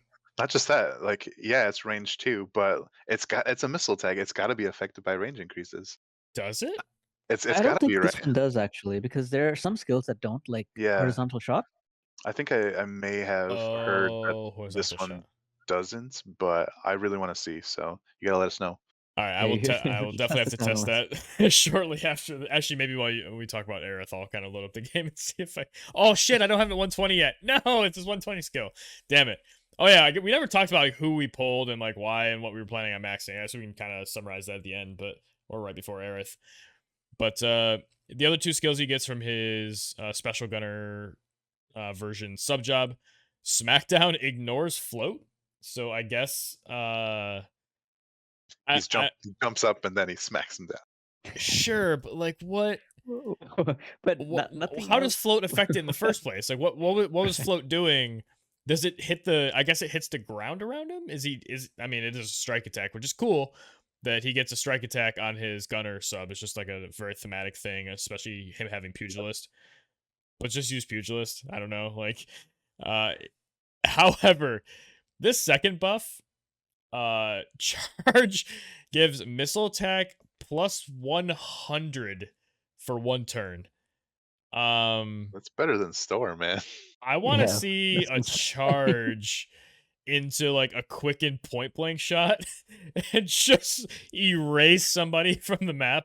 But even if you're not doing like that nuttiness and like, I mean, you could erase a team if they're arranged poorly. Like but a like, wind of 8 team. Yeah, like a wind of 18. But even like, well, if you can hit, I don't know what his accuracy looks like, but even fire in the hole though, it's range or focus shot plus. They have, you know, the 1, 2, 3, 4 plus the 2 from concentration. Maybe you got a missile buff or something, and then you have this missile attack coming in for giant damage. I mean, that's a lot. The only other times we see something this big, I mean, I can't even think of is there another ability that gives 100? I guess there's the 1-turn buff for but Gilgamesh, but it's 150 magic percent, which is a lot. But yeah. I can't think of an attack type buff that's 100 modifier on top. Like that's awesome. Definitely gonna play around with quickening, that sort of thing. And it is nice that, you know, it's a TP skill, so he has steel skin that he wants to use and charge. Granted, the TP costs aren't huge, so you're not getting a lot of AP, but if you do have the steel skin on, the AP consumption's down, so it kind of helps at least a little bit with that. Again, I'll have to see. I haven't been able to play around with him at a high level yet. I think he's LB4. I have stuff to like rush if I really need to, but I'm trying to take it slow and be patient, manage my expectations, as we say. Because I have a lot of units right now I'm trying to catch up. But gunner sub, normal things. His job level 12 skill choice is arm shot instead of something like barrage. Or no, sorry, barrage is ranger. Instead of something like is it the disable shot is one of them, right? And then no, this is disable. What the fuck are the other two? From the like from the gunner sub? Yeah, what are the other gunner ones? Now that I think about it, I actually don't. Blackout does blind. He has blackout. Yeah, because there's the job 12 skills. The immobilized one, right? What's arm shot? Leg shot. Yeah, so he has all the gunner. Arm shot. He has all the gunner like status effect skills, as far as I can tell. He doesn't have Frederica here. He doesn't have like Frederica's like penetrating shot or whatever, the vital shot. Yeah, vital shot and double shot are the other two potentials you can have for the job 12 slot, but he gets arm shot. So honestly, he gets probably the best one. Again, I'm not putting him on 97 faith, but I would. Would you? Just for the arm shot? Well, you haven't covered like all of the status resist stuff that you can do, but yeah, I would have him at 97 faith because because his LB, true. Yeah. Oh, man, that's so sketchy though. Like I don't want him to die to magic, but I guess he doesn't have a negative to magic, so there's really run Gilgamesh, do his job 25 skill. Skill, right? Yeah, I guess maybe since he does have arm shot and his LB, I guess that's assuming I'm using gunner, which probably am, because aimfire is a high TP useful buff with extra range and all that, so it's everything he wants. Mixed with, I mean, I just want to sidewinder somebody, like actually use sidewinder in manual PvP and just like double shot 2 people who line up poorly. So sick. Pugilist, he gets the pugilistic mastery, which is the strike attack and defense penetration buff. Cool. If I'm using that sort of team, especially with like Oron and Velric, like I mentioned earlier, I was like half joking, but I mean, they do hit like trucks if you put either pugilistic mastery and like an attack buff on the team. And plus ice units have crazy high attack if you have Fenrir on the team. So realistically, this could just the defense pen is good enough. And I do like having the gap closer with shifting strike. The breathing technique is nice. So I'm not like always defaulting to gunner, I think. But the arm shot's extremely attractive. So I could see myself going to 70 or 97 faith and just kind of gambling on those. But then yeah, his limit burst, granted it is only one target, is a 200 damage mod with a 67% chance to inflict confusion. So it's sort of like having another Agrius, because they have range height 2. But yeah, it has 2 hits. Which I just saw you hold your fingers up when I was gonna miss that for sure. So thank you. Now I don't know. I mean, I guess it has 2 changed. casts or No, 2 hits. oh, okay. Yeah, Okay, no, so not 2 casts. Oh it's my combos, goodness, that'd be okay. great. Yeah, yeah. 2 casts, yeah, would 2 be cans insane. of an LP. Right. But that, I mean, the only thing about 2 hits though is like, what are you doing? You're gonna confuse them and then hit them. Like, you want to make your opponent have to take the turn to hit them, and it would be hilarious. I wonder how that works. I think Do they it's- chain? I think it's one of those where like the status effect happens after it hits. So like, Hopefully. like Right. it's as long like kind of like Katone's like stop, in a way, like, you know, as long as it hits once, like it affects it. But I don't think the effect happens until after the hits are done.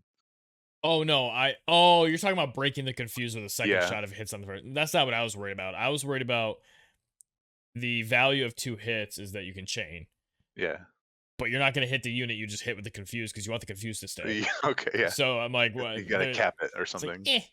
but then again, it'd be hilarious if you did it against a missile team and they chain on their own unit if they hit them? Like, so you go double hit and they go like Frederica, try to auto attack to break the confusion. Does it chain? I'm pretty sure it does, would, yeah. right? Yeah. There's no Yeah. reason it wouldn't, which would be kind of a hilarious like trade off. Like, oh man, I have to hit this giant auto attack on my unit to take the confuse off. I just assumed that you would stack this right after Maximum Fury. Honestly, you get the quickens like charge or whatever. You go in, stack 3 hits with Maximum Fury, and then top it off with like the LB. Just like really getting the single target damage against like this unit that needs to die, or get a bunch of hits against like an evade unit or whatever. You know. It is a nice option off the Fury for sure. I mean, it depends on if you need to kill the unit or if you want to have them sort of disabled and low on HP. Because I mean, then you can just do double Maximum Fury and save yourself 21 AP. Right. Because then it's a 6 chain, which might be enough to kill. I guess I'd have to see what can survive a Maximum Fury to Catastrophe Right. versus a Maximum Fury versus the Catastrophe. That 1 extra chain versus the extra 35 mod would be interesting. Like, However, how much, charge in a Catastrophe would be hilarious. Yeah, Just like how much more important is it for you to land the confusion as opposed to like the extra hits and possible Right. extra damage? and the AP, like I said, because he doesn't have crazy AP generation unless he's on, which this would probably be a reason, like I said, 2 run gunner sub is to get that aim fire additional AP generation. But yeah, so he has a lot of interesting things that I could see doing with him, but he does have some, I mean, glaring weaknesses. Like, he just has the passes from like Tifa and Cloud are amazing. And this fucking take the load off your shoulder shit is so bad. Like, I understand why it's there if he's supposed to be like this tank and like people play PvE, but come on, give him something else. You want to talk about global buffs? What is that? Put on like missile attack or attack 12% or something, just a little extra. Like, just combine missile mastery and take the load off your shoulders, and it'd be fine. Right, exactly. Just something. Just hate 5 is so garbage. Oh, it's so disappointing. But not like I said a couple times now. Regardless, I'm going to use him. I'm going to mess around, try to see what I can make happen. And I think he has, like I said, a couple different options, whether it's, charge or if he goes sub. All 3 of his subs I could see being useful depending on what I'm trying to do. So maybe he just becomes a Bell's charge quicken target. I don't know. I can't wait to see a Rosa Barrett's like Curry team, honestly. It's coming. It is on the way. The other really awkward thing is that he has to hold Ras Al Gethi. So it's just like the thought of him having this Gatling cannon arm, and then he just got this little pistol on the other side, like pew, like that's what you shoot with it. Which actually, fun fact, you can't like make his weapon look like anything. He has to always have the same look. You can't put on like a gun or something. He just has it's like X'd out on the weapon appearance. Oh, weird. Yep. It's weird that they didn't give him his own gun then. That's just right. Weird. Yeah, it's like Thancred. Like, you can't do anything for Thancred except like, actually Thancred is worse because he has the option to change it, but you can only make it look like the weapon that he's already using. So it's like, what the fuck? I don't know. Yeah, do you guys? I assume there's no other thoughts on him, but No, I think sounds- I'm done interrupting you on like your spiel. no, you're good. I mean, Every 2 minutes, it's like I'm gonna put in my thought instead of letting Prodigy that's fine. continue. No, you're good. I mean, that's how we find more thoughts. Like, if we want more content, more thoughts, more things. And like, I completely glanced over the 2 hits on catastrophe. Like, that's relevant. So, definitely not appreciated. So, yeah, I don't know, man. Point blank. I just want to live the dream. People are just lined up. You just off the charge and just blast everybody. He really should have gotten a shotgun shot though. It'd been really cool. Like, even if it was in a sub job, so you like had to commit to that. I guess SmackDown's cool. I think the animation's probably really cool. I haven't played with animations on yet, but that's actually something I want to do soon. Sidebar is sort of take a lot of these new units with like jobs that aren't typical and just like enjoy their animations, since I typically have animations off and 2 times speed and all this. Like, just take a day, take an hour, sit back and just go through all the moves, see what they look like, just kind of appreciate what my units can do. While you're at it, if you haven't yet, switch to JP voice acting. It's worth it, at least For who? for the 7 remake characters. Oh, okay. I didn't know Barrett particularly was like really funny or something. Oh no, Barrett's awesome. They all Yeah. only have a Japanese voice, don't they? I don't think they have an English voice because I'm playing with English, and all my units speak in English except for the Final Fantasy VII characters. They all speak Japanese. That actually sounds familiar.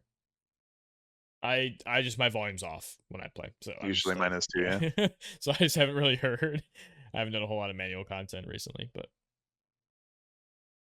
yeah, let's jump right into Aerith though, 'cause, we are running a little longer than we typically do, and I do want to get this out tonight since I will be traveling this weekend.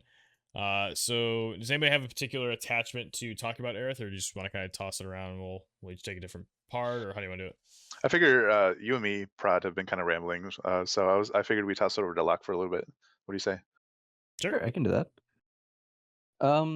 Okay, so Aerith, before she came, I was really excited for her, even more than Cloud and Tifa, because I felt like she's just so flexible in terms of manual PvP. I think she's great for manual PvP and not so great for auto. And the reason for that is because she has so many skills that are not So attacks many. that are great. She does like so She many. just wastes half of the battle just buffing people. And I mean, and it's great for manual because you can decide exactly what you want and use it that way. But for auto, you have to set, like, you probably have to turn most of them off and only have like 1 or 2 that are on that she uses, which is dumb. But that's how it is. It's like Um, Yuna in a way. yeah, but I hadn't really considered that too much. But she actually has, I think, more buffs, honestly. yeah, I think she has more. Like Yuna, like you can rely on her to like re-raise and then just cure, right? Like, or not cure, but use healing, and she can do a ton of healing. But Aerith does like so many more things that are just so good. But yeah. Anyway, let's get into it. So I'm just gonna talk about her skills because I mean that's mainly what she's about. She has a skill called Refocus, which restores 20 AP. I think this is a great skill, especially if you're not running bells on your team for manual PvP or something.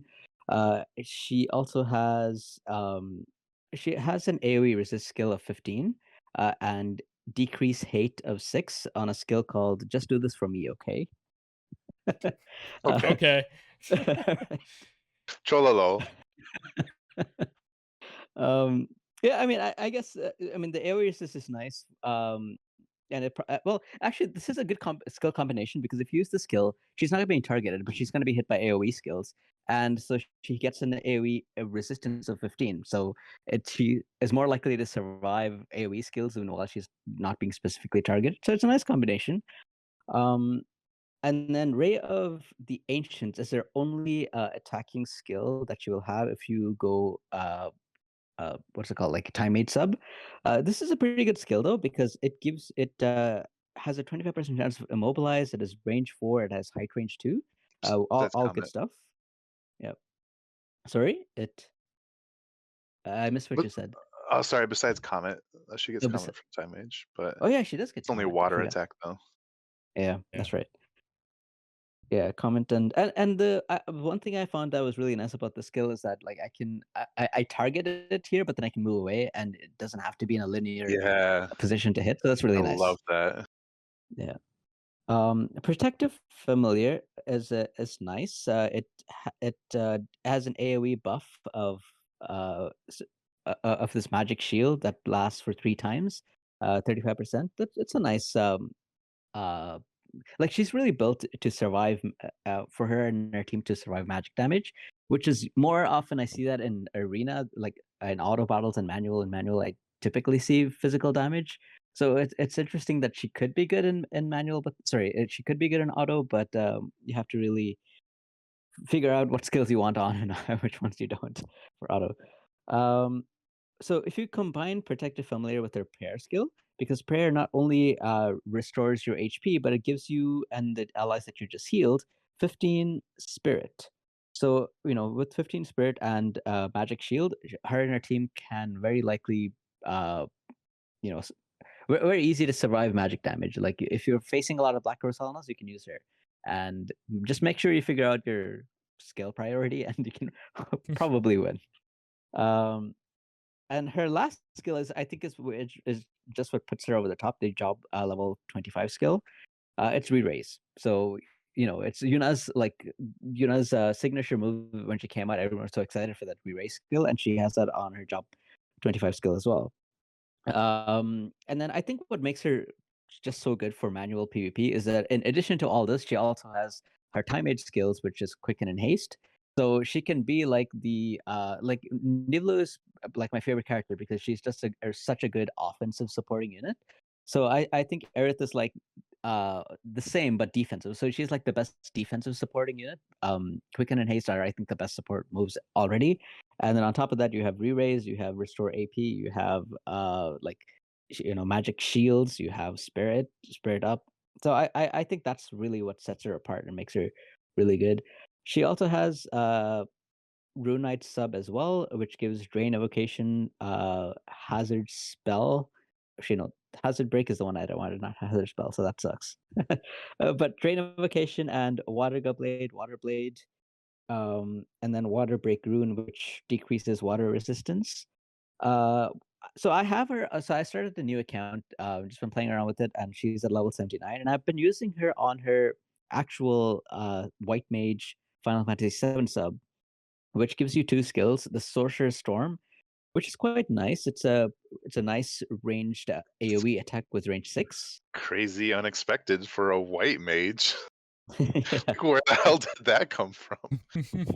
It's a 185 mod, and she does like a ton of damage with the skill. So she's actually one of the damage dealers on my like newbie team with this sub. Do you have And more on that Healing team Word, too? sorry? Do you have Yeah, more? but more is level 40. So I'll say that super anti-magic water or whatever. yeah, she's the one I pulled from my like the beginner random 0 Visior Oh, UR that you okay. pull. I got more. And then I mean I want to get her up. I want to get Aerith up because I want to take advantage of the challenge boards and stuff. So I want to get to 79. So that's why I used all the awakening materials on her. Then I actually really like Healing Word as well because Healing Word also gives you regen. So it's nice when like I know one of my units are going to take damage. I can just like kind of precast this, and it has like 5 casts, so it's really nice. And then her limit break, not only does it restore HP, it also gives you increased defense of 15. Uh, and it costs 58 AP, but as a spell user, she already has a huge pool of AP. So overall, I really like her. I did not pull her on my main account. I mean, I tried, I didn't get her, and I don't have enough Visior to pity her and then spend a lot of Visior to actually max her, so I ended up skipping on her. But I have her on my second account that I just started like 2 days ago, and enjoying her so far. Yeah. So I really like your kind of summary of Aerith. There was a couple things that I wanted to make sure to mention, and like we didn't really address. We kind of went past her, like her passives, and she kind of gets the usual like Rune Knight passives and time age passives. Null CT changes, speed cast, sharp minds, water enhancing rune. her main job passives are kind of weird. Like I can see like so Leaf House Favorite increases TP by up to 30%. I can see in like War of Attrition type situations where that'd be really helpful. Like having a unit have like over 200 or 300 or whatever TP is just, you're never gonna run out of support skills. Um, and her Midgar Flower Peddler is an interesting twist on like so Yuna, for example, we're used to her healing power passive. This one is Spirit 12 and healing power 20 instead of I believe like the magic and healing power that Yuna got. Um, but it kind of goes in line with more of her like being focused against like magic teams than just like straight like healing power caster kind of thing. Um, So like nice hybrid one, right? yeah, yeah. Another like so the next thing I wanted to mention like her counters, slow counter, magic commutation. Those are all right. Slow counter can really be clutch in specific situations, but her reactionary heal is really unique, and it's 20% chance to counter, but increases HP by like a small amount, but it's in a square like the box surrounding her. So it's really cool how it's this is the first like reactionary heal like AoE. Um, I haven't been impressed by just like the level of healing.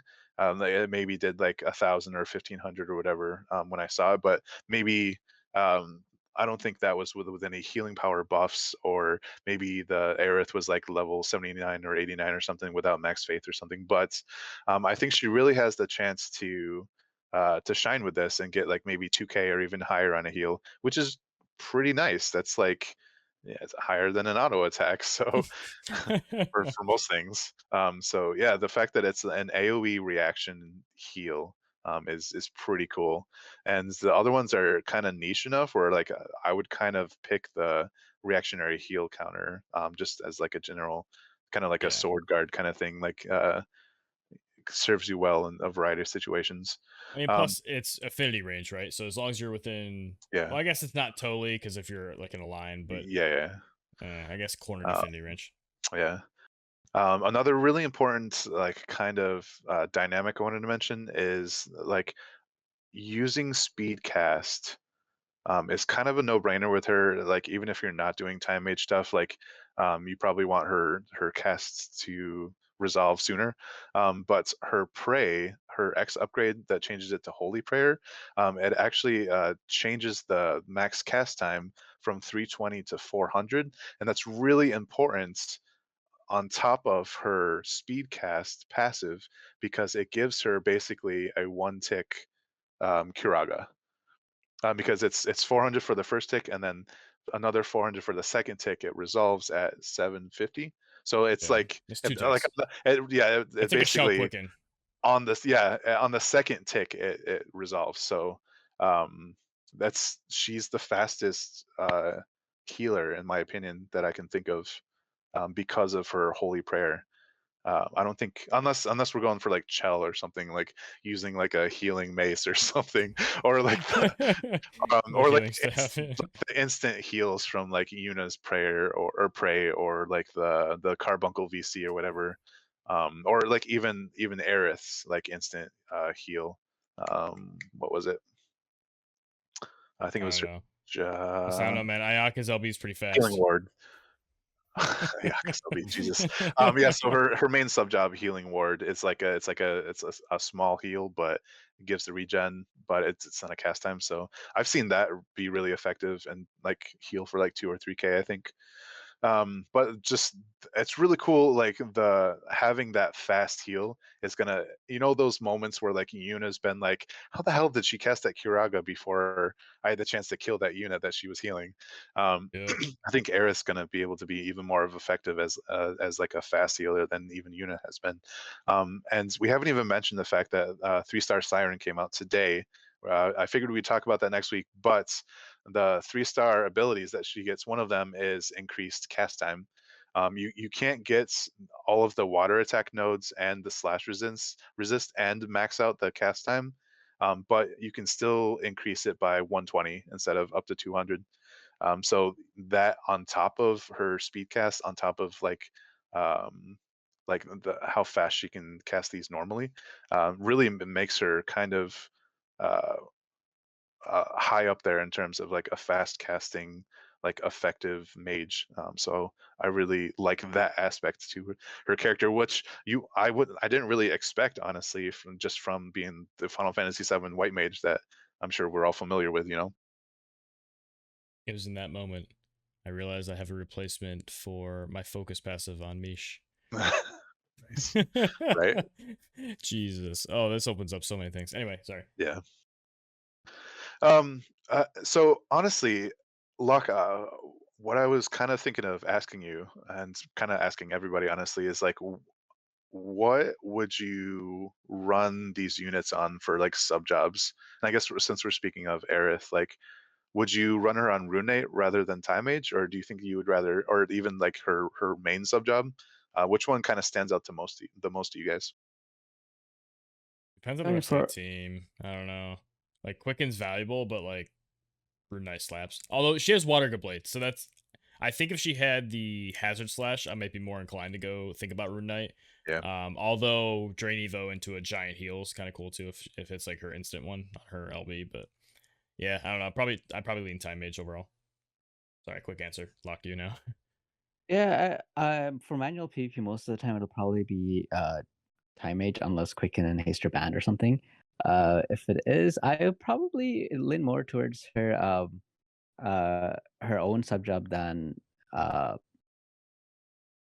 sorry, yeah, her own subjob rather than the Rune Knight one, Runate. just because Yeah. she's missing Hazard Slash, which I really like. So I mean, the other two are like Water Break is like 2 range. Draino is nice, but I don't know. That's probably what I would pick most of the time, I think. I was hoping you would say that. It's interesting how Aerith, she's one of those units where like you can get away with using her main sub job and it actually being like a high performing job. Um, Generally, you see a unit, they have three jobs, and you don't generally pick their main sub job to generally roll with. And I think her main sub job it's interesting that it's like on the same level, if not more effective than Rune Knight, which is kind of like the steroid mage like job, right? You buff like your magic and your slash resist penetration with Drain Evo, which is a 5 range and 3 casts, and then you just go to town with like your magic steroid attacks. So the fact that her main sub job, even though it only has those 2 skills, like the instant cast healing plus regen, and then the whole Sorcerer's Storm craziness, it's interesting to me that they brought about that dynamic. It actually holds its own against the Rune Knight job. Yeah, it's too bad they didn't put it on her main job. But I feel like all 3 units, they have really good like main sub jobs. Like you have Yeah. skills in all of them Yeah. that you kind of want sometimes. Yeah. Charge. Ah, I want to do it so bad. Tifa Courage. Yeah, right. I mean, these are relevant, right? Like, I mean, it's unique to have a unit. I mean, she has Paladin sub, ironically, but doesn't have Immortal. But Right. then you have Barrett with his crazy buff. We have Cloud with his interesting, like, non-typed damage. And we have Aerith with, like, this crazy offensive skill as well as a really sweet healing skill on this. Like, they're all good. I can see arguments for most of these sub-jobs on most of these units, actually. It's a good place to be. It kind of sucks when you see the unit. It's not bad because it takes less time to develop them. But when you get these units where you see it's like, well, obviously I'm picking this sub because this one kind of sucks, and Right. their sub job doesn't have enough skills to Like the one offset standout. that. Yeah. All right, so I think the last thing we need to cover is just the guard stick. Anybody have Yeah. strong feelings? 140 magic. Build a magic version. The vitals shit. If you build it, you're shit. Critical. And I'm pissed. Yeah, right. And I'm pissed now. Crit rate 19 on the critical version. Maybe there's some niche build someday, but I can't think of it right now. Crit caster. Yeah, I don't know. Is that a thing? I don't think so. But yeah, I mean, it's a 15 magic attack staff. It's lower magic than the other staffs we have available. However, if you need to have the magic resistance, this is your option. Well, that's it. I mean, you can combine this with high spirit armor that gives slash resist, which we just got recently, and just have like this magic resist on top of it. So I mean, Or like the recent hybrid. robe with like the defense and slash resistance. That's what I meant. Yeah, I said Okay. armor. I meant like armor slot. Oh, the it sounded like you were cloth, yeah. talking about like the Fetus, like Laterna robe or whatever, like the spirit No, and the I slash. said we just got recently, so the one that has Yeah. like really high defense with the slash. Yeah. Either way, I make it go with feeds as well. But Fides, whatever the fuck. I don't think there's anything particularly special like to talk about though. Like, yeah, if you want the magic resist, use this. If you don't care about the magic resist, use any of the other better rods we have. Yeah, I agree. I would probably make one, but I don't know if I would consider two, just because Probably where I'm you at. like at this point you probably have your pick of rods to use, even if it's just like the platinum rod with like base magic attack 15 and like what was it, like 162 magic or something, I or think was it Unistaff 150? is just better than Platinum Rod in general, unless you need like, I think it's like 1 accuracy less or something weird. The magistral rod with the evo. Yeah, because it has the 15 magic attack still and a higher magic stat. It's 170 versus Yeah. 162, so it's like, Yeah, depending if you were playing back then. right. Hopefully you were. Exactly. So, Lock, any thoughts? No, that's it. All right. Look forward to next week when we cover all the other things that we were behind on. And I have Yeah. a lot of things to think about with Siren now. I didn't realize the cast Fuck time yeah. thing. So, Mish. Now I'm I can glad, do Mish negative time casts, and I want to see if that's faster than 100 CT. No, But I don't we'll think find it that is. next time on Let's Talk Tactics. I've been your host, Zach Brill, I've been Daniel Boone. And I've been Luck. and we'll see you next week.